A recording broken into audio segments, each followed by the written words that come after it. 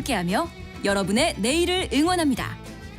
성공을 부르는 좋은 습관, 성공예감 이대호입니다.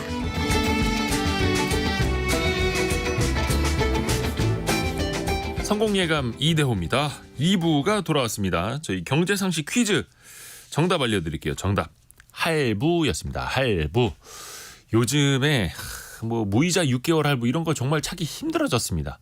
왜냐하면 카드사들의 수익성이 떨어지다 보니까 그래서 카드사들도 비용을 여러 가지를 통제를 하고 있고 서비스로 기간 길게 주던 무이자 할부도 이제는 거의 2, 3개월 그 정도가 가장 길어 보이죠. 많은 분들이 정답 맞춰주셨고요. 1772님 성공예감 이대호입니다도 장기간 무이자 할부로 즐기고 싶어요. 응원합니다라고 해주셨습니다. 아이 감사합니다. 감사합니다. 저희는 항상 무이자입니다. 예. 무이자 무료 할부로 가능하고요. 3123님 사회생활 시작하고 올해 대출 포함해서 모든 할부를 끝냈지만 곧 다른 할부가 시작될 것 같네요. 평생 할부 인생을 벗어날 수가 없네요. 라고 보내주셨고요. 사실 이게 무이자 할부라면 참 좋은 거죠. 무이자 할부라면은 뭐 한 500개월 무이자가 있다면 그걸로 해야겠습니다. 특히 고금리 시절에는. 그리고 1730님 12월이면 5년간의 자동차 할부가 끝납니다. 드디어 온전한 제 차가 되네요. 라고. 축하드립니다. 축하드립니다. 그때 진짜 기분 좋죠. 그리고 신상호님 아내 몰래 낚싯대 살 때 할부하는데 결제 부담이 적어서 좋아요. 라고. 네, 전국에 계시는 이제 신상호라는 남편분의 성함 있으신 아내분들은 베란다를 한번 꼭 찾아보시길 바라겠습니다. 아내 몰래 할부 들키지 않으시길 바라겠습니다. 많은 분들 함께 정답도 같이 또 사연도 보내주셔서 감사드리고요. 추첨을 통해서 저희가 상품 계속해서 보내드리겠습니다. 증시 상황을 한번 볼까요? 더 떨어지고 있네요. 지금 코스닥 낙폭이 2.5% 이르러서 764포인트까지 내려왔고요. 코스닥이요. 코스피는 1.95% 거의 2% 내린 2368 가리키고 있습니다. 오늘 삼성전자도 1.3%, 하이닉스가 1.8%, LG에너지솔루션도 3%, 코스닥 쪽에서도 시가총액 상위 에코프로 비엔과 에코프로가 각각 3.5, 4.1%씩 낙폭이 상당히 큽니다. 왜 이럴 수밖에 없는지 86번가 정광우 대표와 함께 금융시장 같이 또 진단해 보겠습니다. 안녕하세요. 네, 안녕하십니까. 시장 상황이 살벌한데요.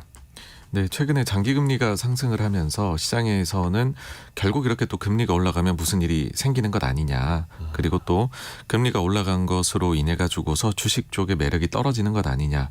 뭐 이런 것들로 인해서 결국은 굉장히 높은 수준의 긴축적인 환경이 오랫동안 지속되지 않겠느냐라는 우려가 주식시장 쪽을 굉장히 장악을 하고 있다. 그 영향을 아주 크게 받고 있는 그런 상황이고 그 이외의 요인은 뭐 아무래도 그 이제 중동 지역의 불확실성 때문에 사실 그것 때문에 또 금리가 더 자극을 받는 것도 있는데 그 요인들이 아주 중요하게 영향을 미치고 있는 것 같습니다. 하나하나 좀 질문을 나눠서 또 드려볼게요. 우선은 밤사이에 파월 의장의 발언이 있었는데 좀 매파적이었죠. 일단은 이번에 파월 의장의 그 발언에 주목을 한 건 뭐냐 하면 그 이제 곧 있으면은 11월 FOMC 회의가 열립니다. 그러면은 그렇죠. 그 회의를 약 한 2주 정도 앞두고부터 통화 정책에 대해 얘기를 할 수 없는 그 침묵 기간에 돌입하는데 그게 이번 토요일부터거든요. 네, 11월 2일에 열리죠, 우리 시간으로. 아마 공개가 나오는 게. 네, 우리 시간은 그렇습니다. 그러다 보니까는 시장에서는 마지막으로 들을 수 있는 기회다. 거기에다 최근 장기금리가 좀 많이 올라갔는데 여기에 대한 파월 의장의 생각은 어떠할까? 요걸 알고 싶어 했던 것인데요. 근데 저는 그렇게 봅니다. 지금 시장 자체가 상당히 공포에 질려 있는 상황이다. 그러다 보니까는 파월 의장이 하는 말 중에는 소위 좀 완화적인 비둘기스러운 말도 있고 그다음에 긴축적인 말도 있는데 매스러운 발언에 훨씬 더 시장이 집중을 하고 그걸 부각시키는 그런 상황이지 않나. 그러다 보니 간밤에 나왔던 파월 의장의 멘트에 대해 가지고서도 시장에서는 분석하기를 매파적으로 이야기를 했다. 이렇게 보는 것 같은데요. 일단은 그게 이제 어떤 발언에서 연유한 것인지 말씀을 드려보면은요. 뭐 가령 경제가 확실히 탄력적이다. 그다음에 금리가 충분히 오랫동안 충분히 높지는 않았던 것일 수도 있다. 뭐 그래서 긴축이 정책이 너무 타이트하다는 증거는 현재로서는 없다. 뭐 이런 말들 같은 경우에는 긴축적으로 이제 그 매파적으로 읽힐 수가 있는 그런 부분일 겁니다.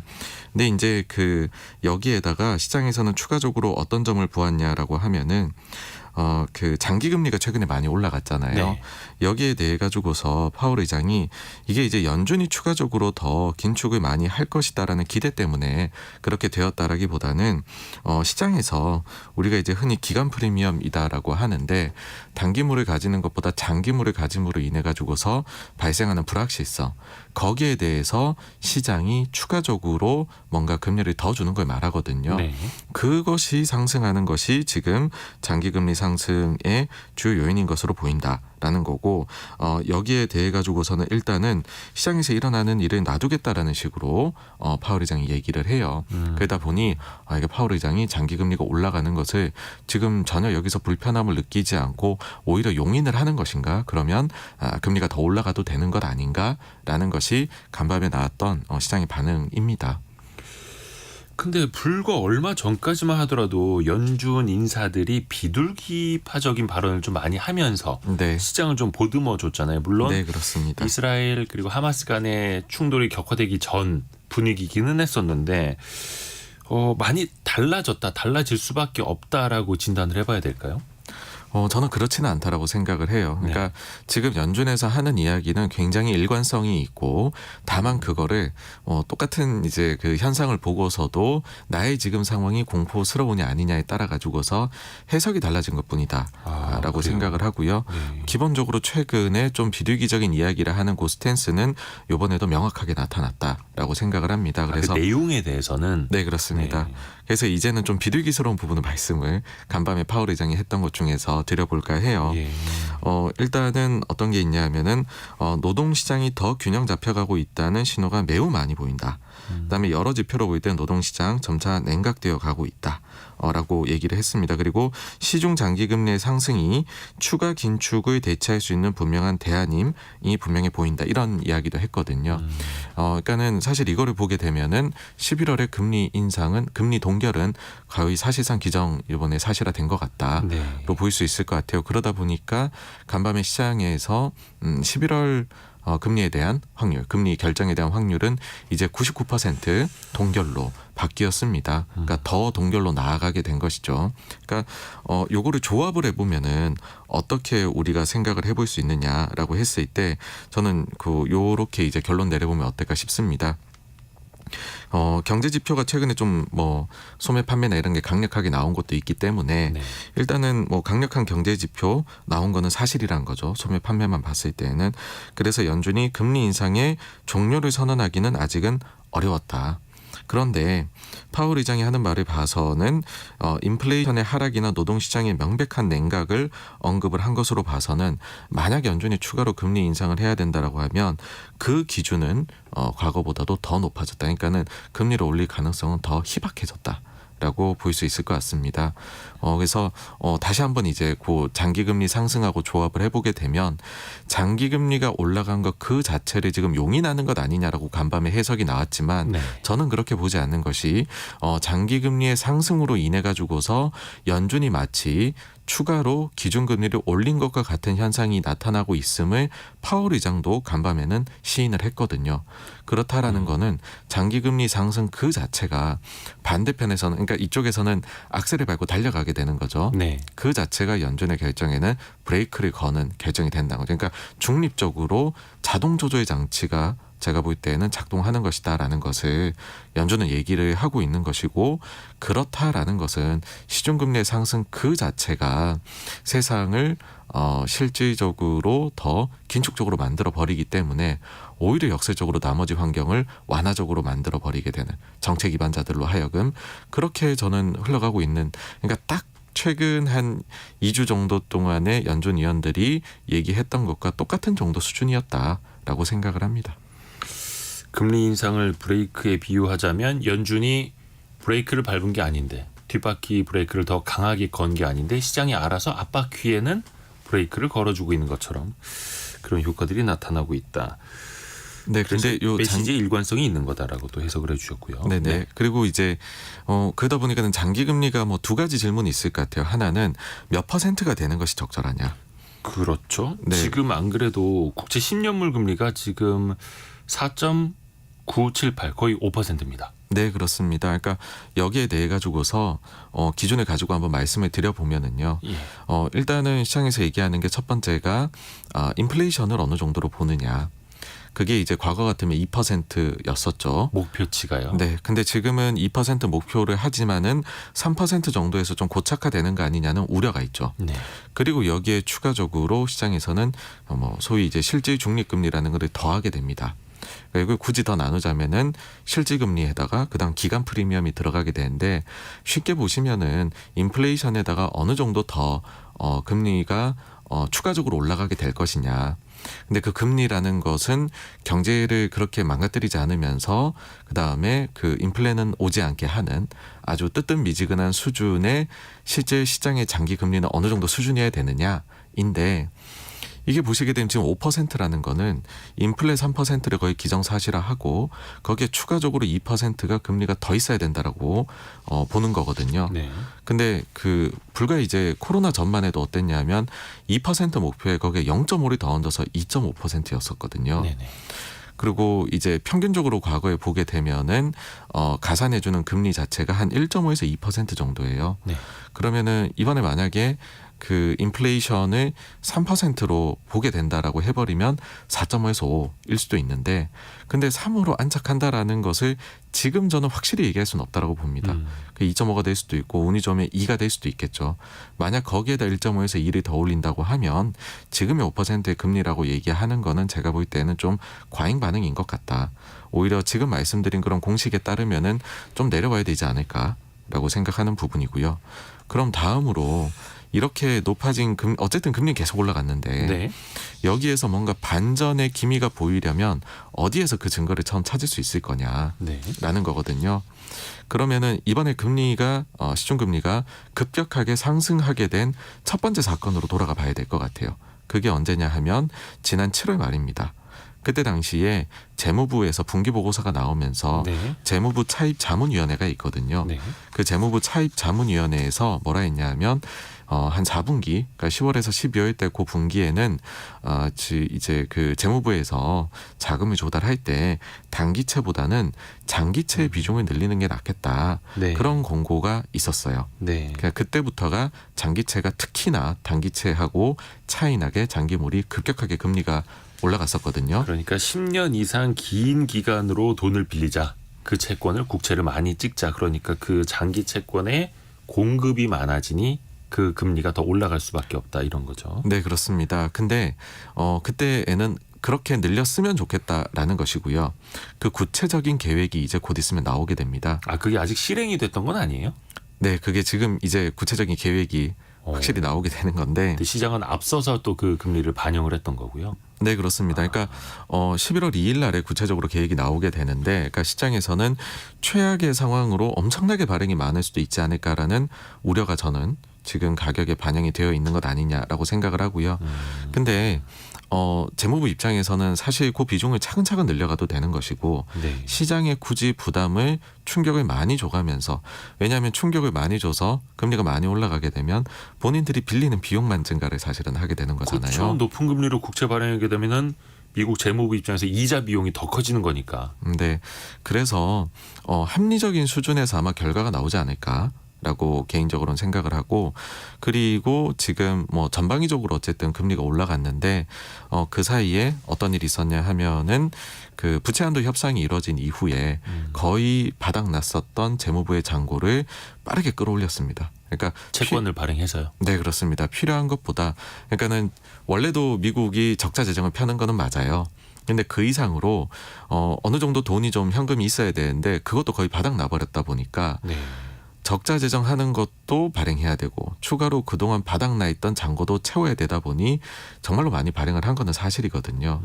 근데 연말까지의 목표가 사실상 제로였던 잔고를 7,500억 달러까지 늘리자였습니다. 근데 이미 지금 8,400억 달러, 500억 달러 이렇게 되거든요. 네.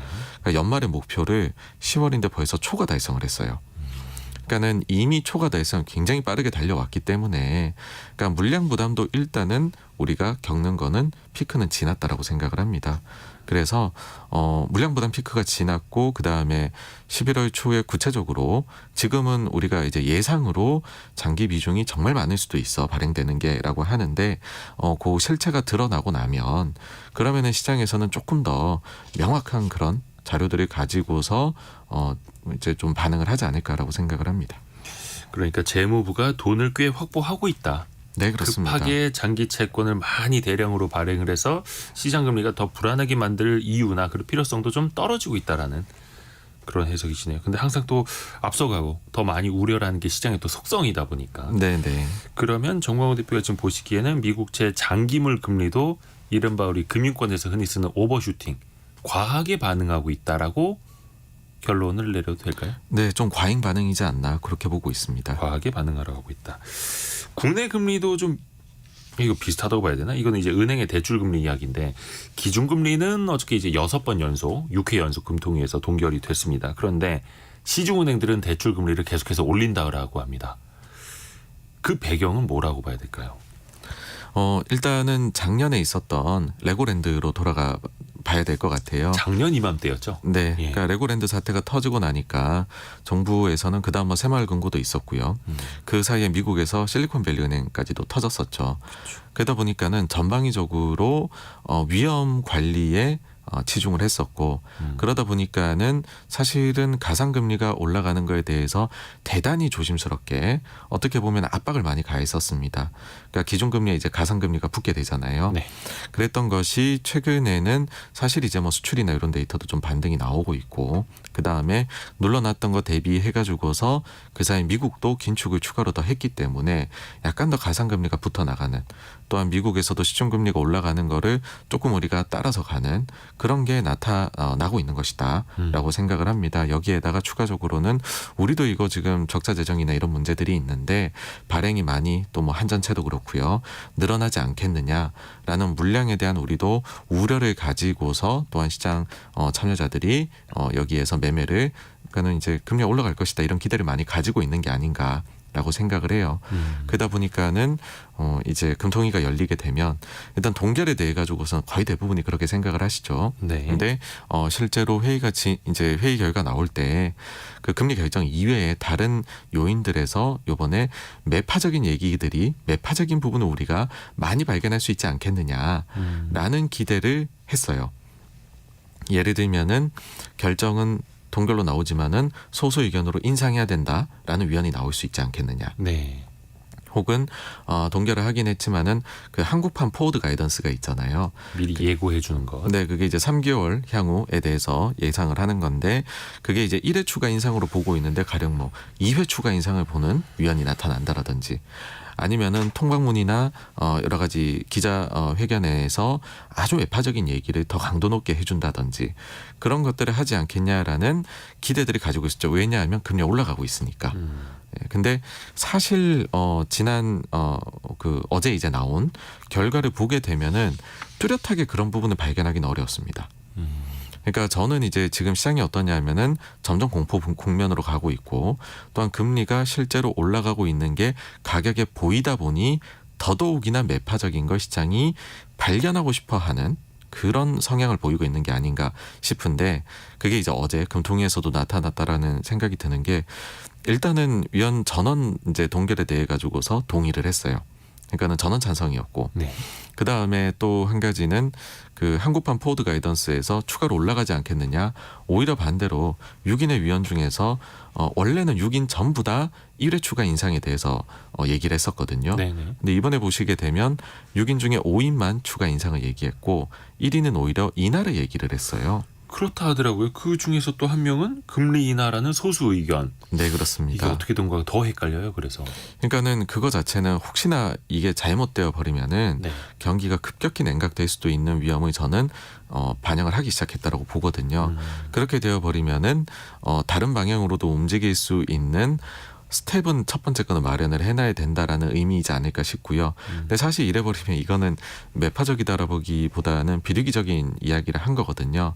근데 이제 시장이 기대했던 매스러운 부분을 여기까지 발견을 못하다 보니 그 다음 집중을 한 것이 뭐냐 하면 바로 물가에 대한 부분이었습니다. 그러니까는 물가가 예상보다는 그 경로가 조금 더 올라갈 수 있는 위험이 있다라는 거를 어제 그 이제 한국은행에서는 강조를 했거든요.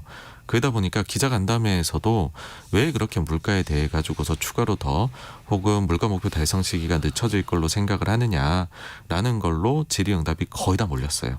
그리고 지금 뭐 여러 언론이나 나온 것도 보시면은 매파적인 동결을 했다. 그러면서 물가에 대해 가지고서 추가로 이게 잡는데 시간이 걸릴 것 같다라는 투로 이야기를 했다라고 하는데 하도 물가 얘기가 많이 나오다 보니까 네. 말미에 가가지고서는 이창용 총재 이렇게 얘기를 합니다. 그러니까 네. 물가에 대해서 그렇게 이제 뭐 올라갈 수도 있다라고 얘기하는 그 근거를 보라라는 거죠. 그러니까는 그 자꾸 이제 총재 본인이 이야기하는 것보다는 전제 조건을 보라는 것이다라는 말을 강조를 했고 나의 입보다는 경제 상황을 보라. 네, 그러니까는 핵심적으로 제시한 지금 요번에 한국은행에서 물가 강조한 전제 조건이 뭐냐라고 보게 되면은 불확실성 요인인데 바로 국제유가, 그 다음에 중동 불안 요인, 그리고 또 이제 뭐 주요국의 통화 긴축 기조가 그러니까 미국을 얘기하는 거죠. 만약에 되게 장기화됐을 경우 어떡하느냐, 아니면은 최근에 어쨌든 또 환율이 올라갔잖아요. 이런 점들에 대한 것들이 사실 이거는 우리가 결정하기가 우리의 통화 정책만으로는 결정되는 건 아니거든요. 그러니까 불확실성이라 얘기를 했고 그게 우리가 그러니까 한국은행에서 생각하는 경로 범위를 크게 벗어날 경우에 물가 전망이 바뀌게 되고 정책도 변화가 될 수 있다라는 것으로까지 이어질 수 있는 건데, 네. 근데 이제 뭐 마치 아주 구조적으로 혹은 기조적으로 근본적으로 물가에 대한 생각을 바로 이번에 바꾼 것처럼 말이 나가고 있는 거. 그러니까 좀 매파적인 부분을 최대한 시장 참여자들이 찾고 싶어 한다라는 느낌을 어제 저는 보면서 많이 받았습니다. 오히려 지금 시장이 겁에 질려 있기 때문에 네, 그렇습니다. 내가 몸이 강할 때는 한 중간급 정도 되는 새를 볼 때 좀 작아 보이네. 비둘기처럼 온순해 보이네 하겠지만 내가 굉장히 뭔가 두려움에 떨고 있는 몸이 약해진 상황에서는 한 중간급 새를 보더라도 저거 매 아니야? 독수리 아니야? 나 공격하러 오는 거 아니야? 나 쪼러 오는 거 아니야? 이렇게 또 생각을 할 수가 있겠죠. 상황에 따라서. 지금 그 상황으로 가고 있다라는 거고.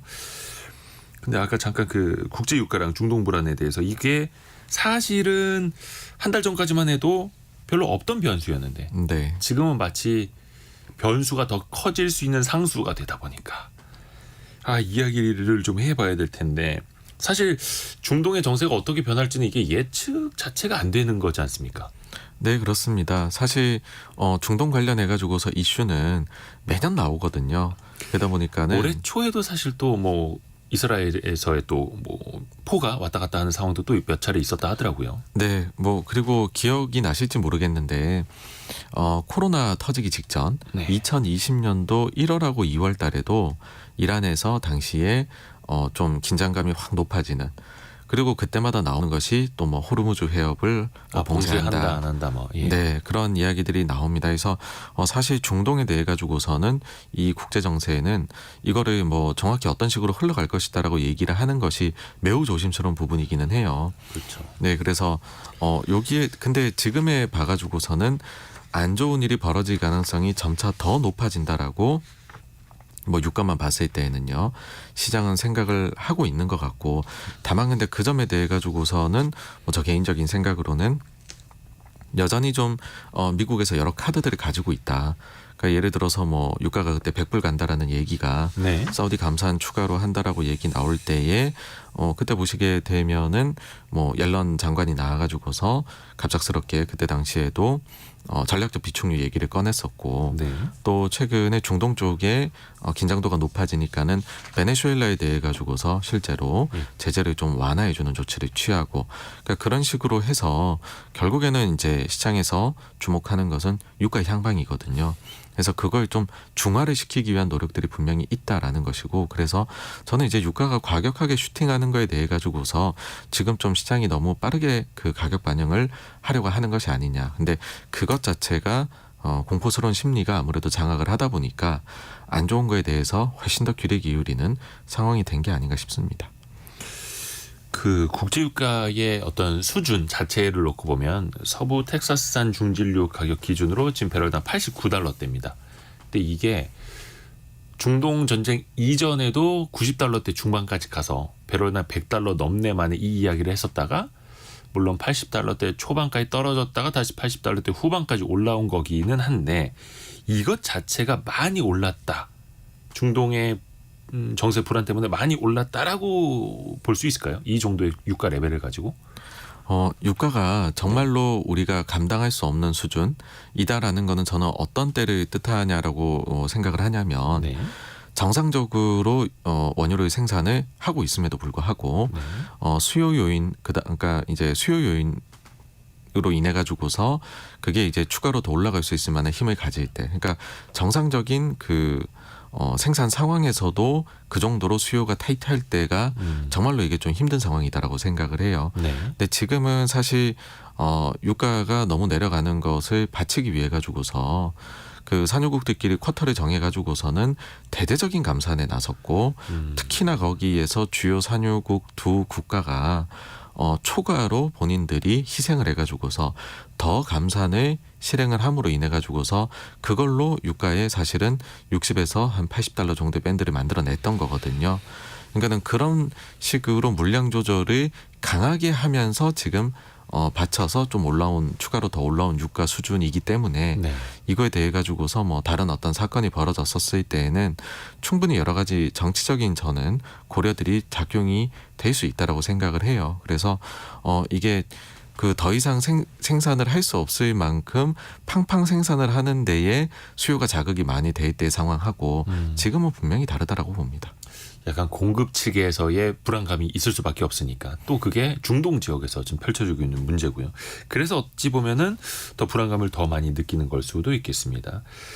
상대적으로 그 서부 텍사스산 중진류는 89달러대, 그리고 우리가 많이 수입해서 쓰는 두바이유는 90달러 정도, 유럽 쪽에서 많이 소비가 되는 브렌트유는 93달러대 정도 지금 현재 이렇게 나뉘고 있습니다. 그래서 미국 중앙은행도 그렇고 한국은행도 그렇고 지금 유가를 가장 첫 번째로 또 신경 쓸 수밖에 없는 상황인 거고요. 참 생각해 보니까 지금 실적 시즌입니다. 네. 실적보다는 중동 지역 정세라든지 이런 데 초점이 더 많이 맞춰져서 다들 좀 걱정을 많이 하고 두려움에 좀 휩싸여 있는데, 근데 좀 뭔가 실적 이야기할 때 좋은 게 먼저 빵 앞에 있어야 되는데 테슬라 이야기부터 좀 해야 될 것 같아요. 여기가 밤사이에 9% 주가 폭락이 있었고 최근에 한 주 동안에만 15% 넘게 떨어졌습니다. 어떤 이유에서일까요? 네, 아무래도 테슬라가 예상치를 하회하는 실적을 발표했기 때문에 네. 지금 그와 같은 결과가 나온 것이고요. 반면에 이제 전체적으로 저는 이제 요거를 시적 시즌을 좀 전체적으로 봐야 되지 않을까라는 생각은 합니다. 한두 개 기업보다는. 네, 그러니까는 뭐 빠지는 거를 보게 되면은 실적이 부진하면은 이게 모든 걸 대변하는 것처럼 보이기는 하겠지만은, 근데 사실 지금 실적 시즌 초반이기는 하지만 네. 기업들을 보게 되면은 대체적으로는 실적이 과거 평균 대비해서 잘 나오고 있습니다. 네, 그래서 특히 이제 금융사들이 일단 나왔고 그 다음에 빅테크 기업 중에서는 뭐 넷플릭스가 실적을 뭐 테슬라하고는 달리 또 여기는 좋은 실적, 호실적을 발표를 했죠. 또 가입자 수도 시장 예상보다 훨씬 더 많이 늘어났다고요. 네, 그렇습니다. 그래서 이 중에서 분명 이제 분기별로 보게 되면은 누군가는 좋지 않은 실적을 내고 그것 때문에 주가가 반응을 이제 뭐 격렬하게 이렇게 할 수 있다인데, 근데 전체적인 우리가 실적 시즌을 가지고서 평가를 해야 될 것이고, 그렇다라고 하면은 미국이 이번 분기 같은 경우에는 지난 3개분기 연속으로 전년 동기 대비 실적이 감익을 했었습니다. 그러니까 줄어들었었거든요. 근데 이번 분기에는 이제 증익 구간으로 들어가게 된다. 그래서 전체 지금 실적 시즌의 그런 향방을 바꿀 정도 수준은 아니었다라고 생각이 됩니다. 다만 근데 지금은 이제 시장이 워낙에나 스트레스 정도가 높아져 있거든요. 네. 그러다 보니까는 안 좋은 게 나오게 되면은 그것이 이제 대단히 이제 모든 것들이 대변하는 것처럼 보일 수가 있는데 우리나라 같은 경우도 그렇죠. 뭐 이제 안 좋은 실적이 나오는 기업도 있고 좋은 실적 나온 기업이 있는데 전체적으로 봐선 지금 실적 시즌은 우리도 괜찮게 출발을 했거든요. 3분기 실적. 네, 그렇습니다. 근데 최근에 실적 추정치도 좀 내려오고 하다 보니까 거기에 대해 가지고서 오히려 불안감을 좀 많이 느끼는. 근데 이제 결국에는 우리가 주식을 하는 거는 기업을 사고 파는 것이고 네.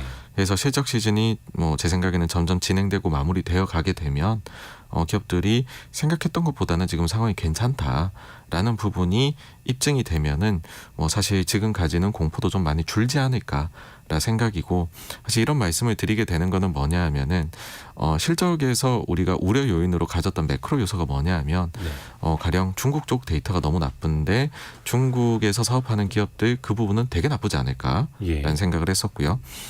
그 다음에는 우리나라 같은 경우에도 보게 되면은 기업들이 중국 영향뿐만 아니라 전체적으로 수출 데이터 이대로 나와도 될까? 뭐 그런 얘기들을 이제 많이 우려들을 하셨었죠. 근데 최근에 보게 되면 중국이 여러 부양책을 쓰면서 소매 판매나 이런 데이터는 계속 연속적으로 예상치를 상회하고 있고 그리고 우리 수출 데이터도 최근에 보시게 되면 감소폭이 크게 줄어들었습니다. 네. 그리고 우리 수출의 선행지표 격인 것들을 찾아보게 되면은 그게 좀 상방을 다 가리키고 있거든요. 향후 몇 달에 대해 가지고서. 네. 그래서 그런 점을 봤었을 때에는 지금의 좀 실적 우려에 대한 부분도 이것도 과잉 반응이다. 그렇게 보고 있습니다. 류진현 님이 반대로 생각해보면 위기는 늘 기회를 동반하죠. 이번 위기를 기회로 받아들일 수 있나요? 라는 또 질문을 주셨는데 약간 어느 정도 정광훈 대표의 말씀이 좀 힌트가 됐을 것 같습니다.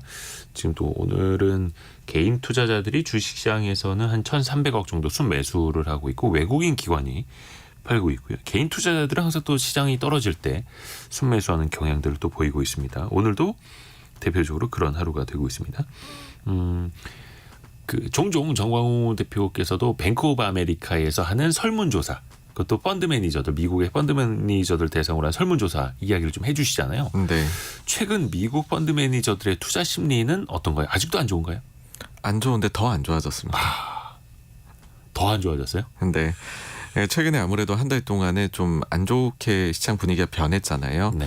그걸 반영을 해가지고서 보니까는 더더욱이나 보수적으로 뭐 예를 들어 펀드에서 현금 비중을 크게 늘린다든지 주식 비중을 줄인다. 뭐 이런 것들이 경향이 최근 한 달간 보였고요. 근데 여기에서 좀 재미난 현상이 하나 발견이 되는 게 있습니다. 네. 뭐냐 하면 안 좋게 보는 거죠. 실제 포트폴리오도 보수적으로 더 변화를 시켜버리고요. 그런데 향후 글로벌 기업들의 이익 추정에 대해 가지고서는 어떻게 생각하느냐라는 네. 거는 이번에 오히려 상승했습니다. 이익 추정치는 더 높게 보면서 왜 정작 주식은 많이 사고 싶지 않다. 이건 어떤 심리일까요? 저는 이게 매크로나 이런 거에 대해서 특히 이제 금리가 올라가다 보니까는 네. 그게 무언가가 될지는 모르겠지만은 반드시 상황이 나빠질 거다라는 생각은 가짐과 동시에 근데 실제 기업들이 미팅을 해보고 기업들이 발표하는 숫자나 향후의 목표치를 보게 되면은 이익은 그렇게 나쁘게 볼 게 없거든요. 그러다 보니까는 굉장히 이제 오른손과 왼손이 따로 놀게 되는 마치 지킬 앤 하이드가 된 것과 같이 네. 안 좋아질 것 같기는 한데 그렇다고 실적이 개선되는 거를 부정을 할 수가 없는 상황이지 않느냐. 네. 그러니까 이건 굉장히 부조화의 상황이다라고 생각을 하고요. 결국에는 뭐 한쪽을 따라가지 않을까라고 생각을 합니다. 뭔가 조금 심리적인 게 더 많이 반영이 되고 있다. 네, 그래서 제가 요즘에는 이제 뭐 서두에서도 오늘 방송에 말씀드린 게 이게 이제 공포 국면에 진입을 해가지고서 이제 뭐 나오는 얘기들 중에서 뭔가 듣기 좋은 부분은 다 제외를 하고 그 중에서 어떻게든 뭔가 좀 긴축적이거나 아니면 악재로 작용할 만한 뉴스에 훨씬 더 귀를 쫑긋 세우는 그런 상황이 지금은 좀 이어지고 있다 그렇게로 봅니다. 똑같은 호재와 악재가 있어도 지금 호재는 현미경으로 봐야 보일 것 같고 악재는 사람들이 막 돋보기로 보고 있는 것 같은 그런 심리. 네. 이게 지금 시장에서도 펼쳐지고 있습니다. 아까 잠깐 그 중국 이야기 해주셨는데 얼마 전에 그 중국의 3분기 GDP가 나왔는데 시장의 예상보다 좀 높게 나왔습니다. 그렇습니다. 시장 예상치가 한 4%대 초반이었는데 실제로는 4.9%. 요렇게 되면은 중국이 올해 목표로 달성을 했던 5%대 경제 성장률 이런 것도 가능할까요? 중국 경기에 좀 회복세가 보인다라고 진단해도 될까요? 네, 결국 뭐 여러 가지 뭐 매일매일 중국이 부양책을 내놨었거든요. 네. 근데 그게 실제로 실물 경기에 드디어 좀 긍정적인 영향을 주기 시작했다. 라 생각이 들고요. 그러니까는 요번에 뭐 예상을 뛰어넘는 그런 숫자가 나온 게 아닌가 싶고 사실 그런 정책은 우리가 이제 어떤 정책을 내게 되면 그게 실물 경제에 영향을 주는 데는 약간의 시차가 존재하거든요. 그렇죠. 근데 벌써 이게 나타나기 시작했다라는 거는 그거는 오히려 좀 더 눈덩이처럼 가속화가 되기 때문에 네. 4분기에도 뭔가 좀 더 좋은 숫자를 기대해 봄직하지 않나라고 생각을 합니다. 사실 그 중국 경제 언제 회복되나 우리가 상당히 긴 시간 동안 기다리기도 하고 또 실망도 많이 했었는데 그래도 이제는 조금 왜냐 우리 또 수출을 많이 하니까 네. 서광이 비친다고 봐야 될까요? 네, 뭐 저는 그런 부분에선 긍정적이다라고 생각을 하는데요. 다만 근데 최근에 시장 반응을 보시면은 아시겠지만은 네. 한 달 전에 이제 중국이 안 좋아서 예. 안 좋을 것이다 했는데 이제 중국에서 반등이 나오니 그거는 마치 이제 없는 뉴스처럼 지금 중국에서 이렇게 반등이 좀 나오고 있다라는 거에 대해서는 조금 그 과소평가하지 않느냐 싶고요. 과소평가. 그렇지만은 약간은 그래도 요거를 생각해 주는 게 보이긴 합니다. 뭐냐면 앞서 그 말씀드렸던 뱅크 오브 아메리카의 그 펀드 매니저 설문조사를 네. 보게 되면 향후 중국 경제 좋아질 것 같느냐라는 거에 대해 가지고서 그 전달의 조사 결과에서는 그 비중이 조사 결과가 제로였습니다. 아무도 좋아질 거라고 안 봤었어요. 근데 그게 이제 한 기대감 10% 제로. 정도라는 한 10% 정도로는 올라왔더라고요. 지금은 10% 정도는 그래도 긍정적으로 보는. 네, 그렇습니다. 그래서 이제 그것도 또 변하려면 심리를 좀 건드려야 되기 때문에 조금은 시간이 걸리지 않을까 싶지만은 그래도 어쨌든 숫자들이 좀 예상을 상회하는 게 나아가지고서 일단 좀 변화는 이제 시작이 되었다. 네, 그렇게로 보입니다. 중국 경제 반등의 변화가 시작이 됐다. 여러 가지 정책들 뭐 작년부터 올해까지 계속해서 뭐 속된 말로 하루에 하나씩 내놓는다. 네, 그렇습니다. 이런 이야기 있었는데 그 실물 경기에 영향을 이제 주기 시작을 했다. 중국 경기에 대해서 그전에 좀 터널 끝에 와 있는 그런 느낌을 좀 받고 있고요. 또 하나가 근데 미국 정부에서 항상 중국이 올라올 만하면 또 이제 때려대고 하지 않습니까? 또 얼마 전에도 나온 게 반도체 수출은 항상 규제 통제 많이 하고 있는데 거기에다가 인공지능 반도체까지도 수출 통제를 더 강화하겠다. 뭔가 우회해서 제3의 시장을 거쳐서 가는 것까지도 우리가 규제하겠다. 강력하게 밝혔거든요. 엔비디아 비롯해서 반도체 기업들에겐 좀 악재가 되지 않을까 싶은데 어떻습니까? 일단은 이게 한 달 전부터 나왔던 일단 이야기이다. 그러니까는 완전히 어떤 이야기가 나온 거는 아니다라는 말씀을 드리고 싶고요. 그 다음에는 당초에 고성능 AI 칩은 중국으로 갈 수가 없지만은 그러다 보니 엔비디아에서 저성능 칩을 만든 거 그거는 중국으로 가고 있었거든요. 네. 근데 이제는 저성능 칩에 대해 가지고서도 규제를 하겠다 나온 겁니다. 그래서 강도가 높아진 건 사실이다. 그래서 난이도가 높아진 건 사실이지만은 일단 사실 AI 칩 쪽의 성장 자체가 그러니까는 중국 시장을 제외하더라도 지금 폭발적인 성장이 예상이 되고 있는 거는 맞다라는 네. 거거든요. 그리고 미국하고 중국과의 관계는 이게 뭐 일방향으로 간다라는 생각은 잘 안 합니다. 그러니까 가다서다를 반복하는 관계다라는 건데 뭐냐면 최근에 우리 같은 경우에 중국으로 뭐 이제 그 반입하거나 이런 반도체 관련해 가지고서 그 좀 제재를 완화를 해주는 소식도 나왔었잖아요. 네. 그 다음에 또 중국하고 미국하고 과거에 보시게 되면은 그런 식으로 텐션이 높아질 때도 있지만 요즘에는 오히려 좀 대화가 더 많이 이뤄지고 있고 예를 들어 뭐 옐런 장관이나 블링컨이나 뭐 이런 쪽에 해가지고서 그리고 또 이제 그 미국의 상원 의원들이 중국으로 갔을 때에 깜짝 시진핑 주석이 나와가지고서 미팅을 한다라든지 그런 걸 봐가지고는 또 분위기가 뭔가 경색됐던 게 완화되는 것처럼 보이거든요. 그래서 서로 간에 이제 그 당근책과 채찍이 동시에 나오고 있는 거다. 그 결과이고 저는 뭐 아주 최악으로 관계를 끊는 그런 수준으로 가는 제재나 이런 것들은 뭐 생각하기는 좀 어렵지 않나라고 봅니다. 그러니까 미국에서도 이야기를 하는 것처럼 디커플링이 아니다. 디리스킹이다. 서로 간에 리스크만 낮추는 거지 완전히 헤어지자라는 거는 또 아니다라는 뉘앙스도 계속해서 비춰내고 있으니까요. 아이고 뭐 주시장도 그렇고 좀 예, 살벌한 분위기이기는 한데 앞에서 계속 이야기를 해주신 것처럼 또 이럴 때는 악재만 더 크게 부각이 되고 더 많이 눈에 띈다라는 것도 항상 우리가 투자 심리적으로도 생각을 또 많이 하고 있어야 되겠습니다.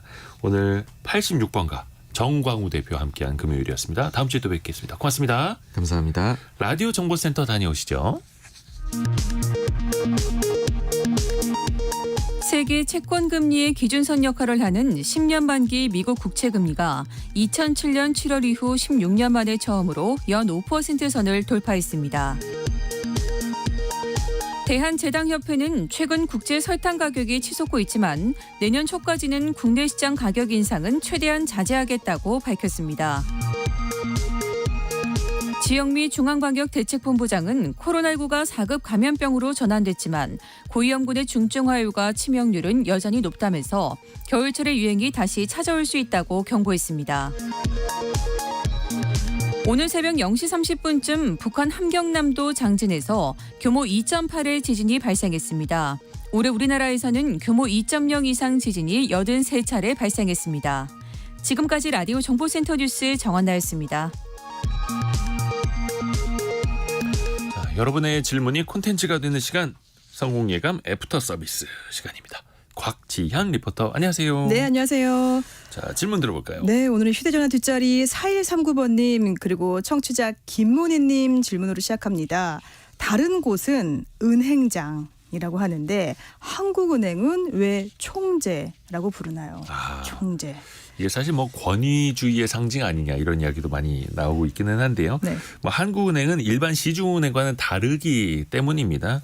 중앙은행이지 않습니까? 그렇죠. 그래서 똑같이 한국은행장 이렇게 부르기에는 격이 맞지 않다. 좀 격조를 높여줘야 된다 이런 이야기도 있고요. 네. 실제로도 장관급 대우를 예우를 받고 있습니다. 물론 뭐 정부에서는 독립되어 있는 독립기관이긴 합니다만 그리고 일단 한국은행 총재는 국회 인사청문회를 거쳐야 하는 대상이기도 하고요. 네. 또 이름을 총재에서 은행장으로 바꾸려면은 지폐를 싹 다 다시 찍어야 됩니다. 왜냐하면 한번 우리 10,000원짜리나 네. 50,000원짜리 한번 보세요. 한국은행 총재라고 이제 직인이 찍혀 있기 때문에 네. 뭐 화폐를 일시에 바꾸는 건 너무나 큰 비용이 들겠죠. 그리고 또 아시아권에서는 중앙은행장을 총재라고 또 표기를 하는 나라도 또 다른 나라들도 있습니다. 그렇군요. 이어서 청취자 형우남님 그리고 9685번님이 보내셨습니다. 한국은행에서도 개인 적금 가입할 수 있나요? 어떤 걸 할 수 있나요? 왠지 한국은행이 제일 큰 네. 은행일 것 같고 이자 제일 많이 줄 것 같은데 그러네요. 개인하고는 직접적으로 거래를 하지 않습니다. 왜냐하면 중앙은행은 시중 은행들의 은행들이 거래하는 은행이기 때문인데요. 네. 뭐 예를 들어서 기준금리라는 건 뭐 예전에 아마 콜금리라는 것도 들어보셨을 거예요. 네. 은행 간의 단기금리 뭐 하루짜리 일주일짜리 이렇게 쓰는 그 단기금리의 기준이 되는 게 기준금리이고 이거는 이제 은행들끼리 주고받는 기준이 되는 겁니다. 그리고 뭐 지급준비금 같은 걸 한국은행이 결정을 하기도 합니다. 그러니까 사람들이 돈을 얼마나 찾아갈 수도 있으니 항상 그중에 얼마 은행이 갖고 있는 예금 중에 얼마는 중앙은행에 맡겨놔라 라는 것도 있고 또 금융회사의 건전성을 관리하기도 하고요. 그런 역할을 한국은행이 하는 겁니다. 그래서 개인과는 거래를 하지 않는다. 참고로 네.